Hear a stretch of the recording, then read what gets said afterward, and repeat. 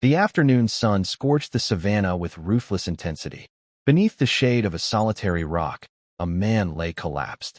Mark Thompson, 35 years old, a seasoned ranger who had defended this region for 15 years, could barely move. His lips were cracked, blood caked at the corners, and his eyes stared blankly into nothingness, unfocused. 2 days had passed since he had lost his way tracking poachers, his water long gone, his radio useless. Dehydration was slowly stealing his awareness. Mark knew this was the end, right here, just like this. Then a rustling came from every direction. Mark barely lifted his head to see. Gaunt, starving leopards prowled nearby, their hungry eyes gleaming as they closed in, tightening the circle. Mark had no strength left to fight. He quietly shut his eyes. So this is it. But in that very instant, a familiar cry rang out. Mark's eyes snapped open. A small lion cub sprang from behind the rocks, charging straight at the leopards. It was a suicidal move. The leopards immediately focused on the cub, seeing prey willingly delivered. The nearest leopard crouched low, baring its fangs. Then the ground trembled. A dark shadow burst from behind the massive rock like lightning, 3 times the size of the leopard's. Every ripple of its muscles shook the earth. A giant lioness.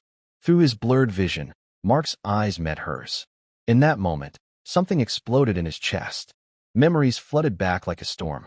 For months earlier, during the height of the dry season, Mark had been on a routine patrol when a scream pierced the air. It came from the dried riverbed. He rushed to find a baby lion cub trapped in a mud pit, struggling for breath, its body caked in mud. No mother in sight. Mark didn't hesitate. He leaped in and pulled the cub free. The tiny life gasped in his arms. It was alive. Mark carried the cub to his cabin.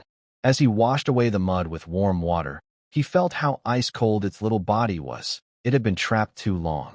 He wrapped it in a blanket and placed it near the stove. He cleaned its wounds and warmed some milk. The cub resisted at first, but hunger won, and it drank slowly. Its trembling ceased, eyes closing.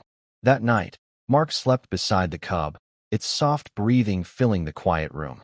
At dawn, he awoke to a strange feeling. The air was different. He looked out the window, and his heart stopped. A massive shadow loomed in the yard, 3 times the size of a normal lioness.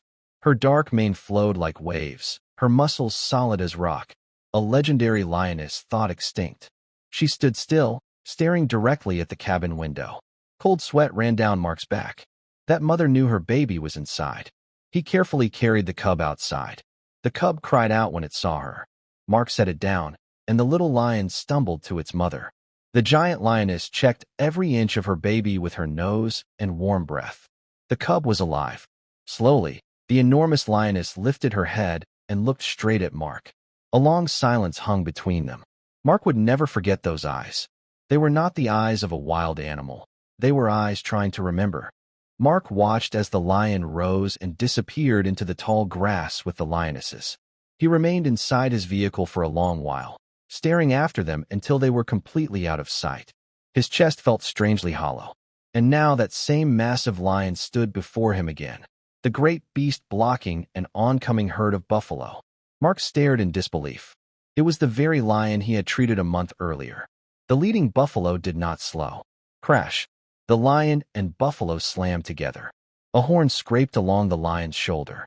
Blood flew, but the giant lion didn't retreat. Its enormous paw whipped out like lightning, striking the buffalo across the neck. The buffalo staggered. No ordinary lion could have done this. But this lion was different. Its sheer size came with unmatched power.